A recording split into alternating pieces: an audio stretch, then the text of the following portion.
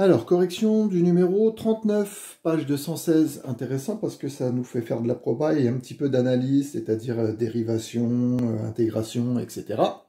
Alors, on s'intéressait à la fonction phi, donc qui était en fait la fonction de densité de la loi normale centrée réduite, donc 1 sur racine de 2pi, e de moins t au carré sur 2.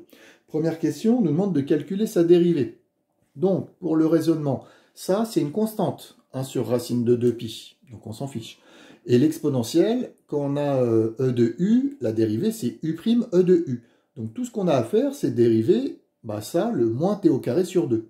J'ai noté ici, je me suis permis de le noter comme ça, moins t au carré sur 2, n'utilisez pas la formule du quotient, c'est maladroit.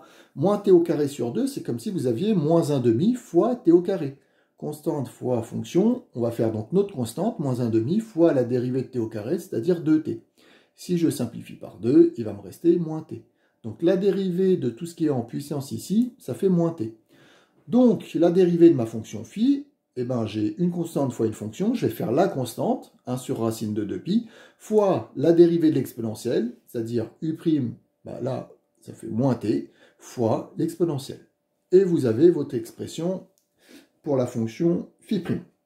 Calculer la dérivée seconde, phi seconde. Donc on va prendre phi', et on va dériver. Alors on regarde l'expression, on a toujours une constante qu'il ne faudra pas oublier, mais on s'en fiche.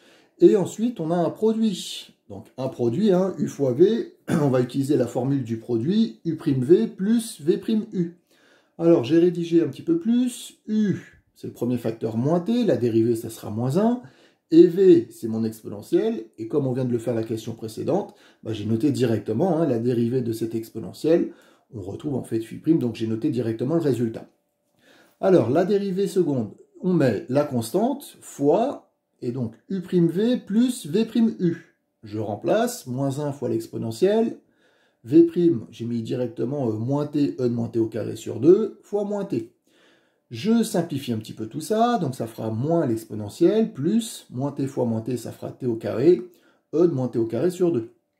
Je factorise par l'exponentielle, le but, après, ça va être d'étudier son signe, donc je factorise par l'exponentielle. Pour retrouver moins exponentielle, je vais mettre moins 1, pour retrouver ça, je vais mettre t au carré. J'ai mon expression phi seconde, on me demandait d'étudier le signe de cette expression. 1 sur racine de 2pi, c'est un nombre positif. L'exponentielle, j'ai noté, c'est toujours positif. Donc le signe de phi seconde, c'est celui de t au carré moins 1. Alors là, ne faites surtout pas t au carré moins 1 supérieur à 0 avec une inéquation. C'est un trinôme, d'accord? Première semaine de l'année, étude du signe du trinôme. Donc vous calculez le discriminant, vous calculez les deux valeurs qui vont annuler. Et donc vous faites un tableau de signes avec moins 1 et 1, signe de moins 1 à l'intérieur des racines. Donc négatif à l'intérieur des racines, positif à l'extérieur, vous avez le tableau de signes de votre fonction phi seconde. Alors maintenant qu'on a le tableau de signes de notre fonction phi seconde, petit c, en déduire, donc on utilise la question précédente, l'existence de deux points d'inflexion pour la courbe de phi, dont on précisera les abscisses alpha 1 et alpha 2. Alors on se sert de ça, notre cours donc sur la convexité, la courbe elle admet un point d'inflexion quand la dérivée seconde change de signe en s'annulant. Donc ça change de signe en s'annulant pour moins 1 et pour 1. On rappelle le cours, phi seconde s'annule en changeant de signe en 1 et moins 1. J'aurais pu rajouter d'après la question précédente. Donc la courbe de phi admet deux points d'inflexion en 1 et moins 1. Donc vous pouvez noter, alpha 1, on va dire c'est moins 1, alpha 2, c'est 1.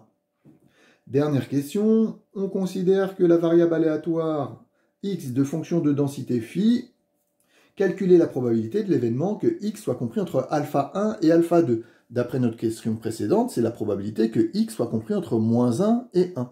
Donc plusieurs possibilités pour déterminer cette probabilité. Le plus facile, si vous retenez votre cours, c'est-à-dire que c'est un résultat remarquable, admis. Quand on trace la courbe de la loi normale centrée réduite, on avait vu ensemble que x compris entre moins 1 et 1, cette surface, ça correspond à 68% en fait de la surface totale qu'il y a sous la courbe. Donc vous avez le droit de noter directement en fait la probabilité 0,68.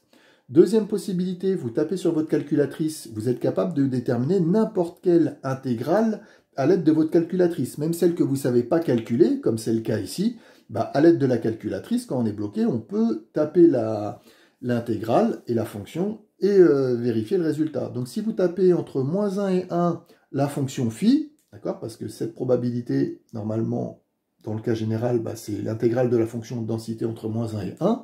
Pour phi, donc vous prenez 1 sur racine de 2pi, e de moins t au carré sur 2, vous faites bien attention aux parenthèses, et vous vérifierez à la calculatrice que tout ça, bah, ça fait 0,68. Dernière chose, et c'est ce qu'on apprendra à faire après pour déterminer toutes les probabilités pour les lois normales, eh ben, on utilisera la fonction normalFrep.